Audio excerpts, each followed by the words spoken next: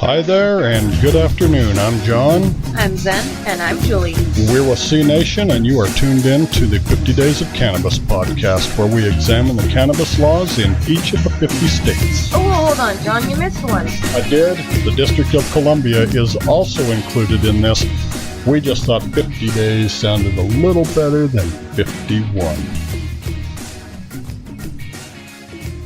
Today we're looking at the cannabis laws in Arizona, the Grand Canyon state. All non-medical cannabis offenses are felonies. I do have to say their laws are pretty ridiculous. If you are a medical user in Arizona, registered medical cannabis users can possess up to 2.5 ounces of cannabis and may grow up to 12 plants if they live more than 25 miles from the nearest state licensed dispensary. So, does anybody else know what the possession charges are? Yeah, let me tell you how the traditional possession charges differ from medical possession. So possession of 2 pounds or less is a felony, punishable by up to 2 years in prison. Between 2 and 4 pounds, they're going to add a half a year to that prison sentence. And anything over 4 pounds will cost you almost 4 years of your life behind bars. Each of those charges carries a maximum fine of $1,000. Yeah, I do have to say ridiculous. Yeah, I have to agree. They are a little bit ridiculous with no misdemeanors, with everything a felony. It's pretty serious given the fact that, it's a medical state. It was almost a recreational state, which I'm going to touch on in just a minute. But let's take a look at distribution and cultivation as well in the Grand Canyon state. The unlicensed sale or distribution of any amount of cannabis is, you guessed it, a felony. And they're pretty serious, punishable by up to almost 13 years in prison with a maximum fine of $1,000. Cultivation, same deal. Any number of plants in Arizona is a felony, punishable between 6 months and almost 9 years in prison with a maximum fine of up to $1,000. Wow. So I do want to talk a little bit about what happened in Arizona in the 2016 election. They had a recreational ballot initiative on the ballot down there, and it was a pretty close horse race the whole way. It looked for quite a while that voters in Arizona were going to vote it down. It was pretty tight, 48-49% for, 48-49% against. We had opinions on all of the recreational ballots, and we called it about a month early. We called it in October that in the end Arizona would vote no, and they did, and the other 4 states voted yes, and they did.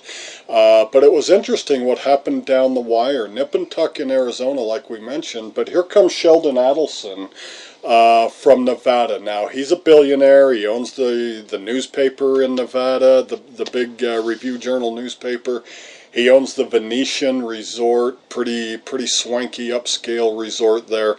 And the guy's just got tons of money, and he knew he couldn't defeat the ballot initiative in Arizona. It was way beyond stopping, in the 70th percentile for approval there. But with Arizona being so tight, he dumped $500,000 into the race down there in Arizona, and it may have had a bit of an influence. It lost by maybe a percentage or two more than we thought it might lose by, but we were recently in Nevada, and we saw the success, particularly in the Las Vegas area, in Clark County. We saw the success of their recreational program. Clark County extends farther south, right down to the Colorado River, which serves as the border between Nevada and Arizona, in a town called Laughlin. Nice little resort town.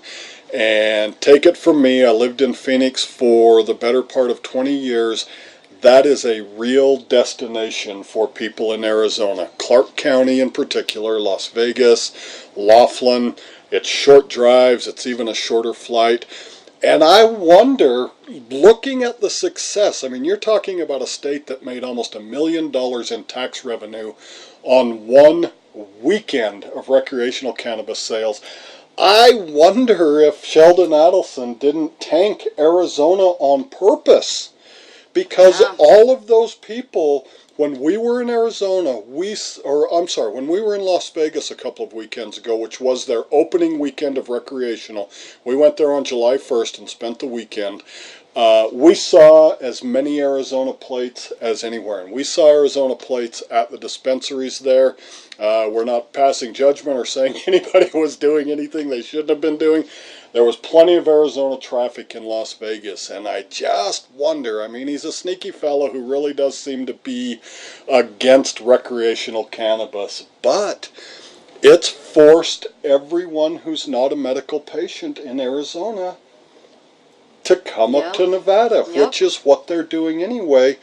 Some of that tourism might tail off if Arizona goes recreational. So, hard to say what happened there with this $500,000 investment at the 11th hour. We still felt like it was going down anyway, and it did go down. But yeah, that might have been a sneaky little sneakerson into Arizona there to make sure that the traffic continued to come to Arizona or to Nevada. Yeah, so maybe it was really smart. All right, enough speculation. Let's get back to business. Okay.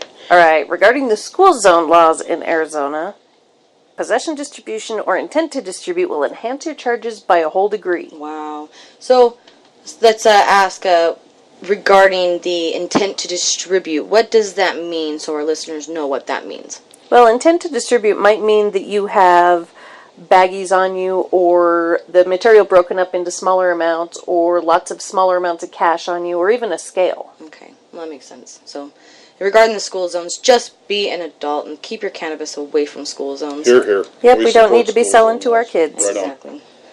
Well, for a more comprehensive look at Arizona's cannabis laws, please visit us at cnation.com and click on the link that says state by state. Remember, you have rights if you're arrested for any cannabis-related reasons. You have the constitutional right to remain silent until your attorney is present. If you do not have an attorney, ask for one. This is Zen. And Julie. And John. With C Nation, bringing you a snapshot of Arizona's cannabis laws. Be safe. Stay informed. What they said. The 50 Days of Cannabis podcast is a copyrighted production of the South American Gold Corporation. We appreciate your likes and shares on social media. Find us on Facebook, Twitter, and Instagram at CNation Channel.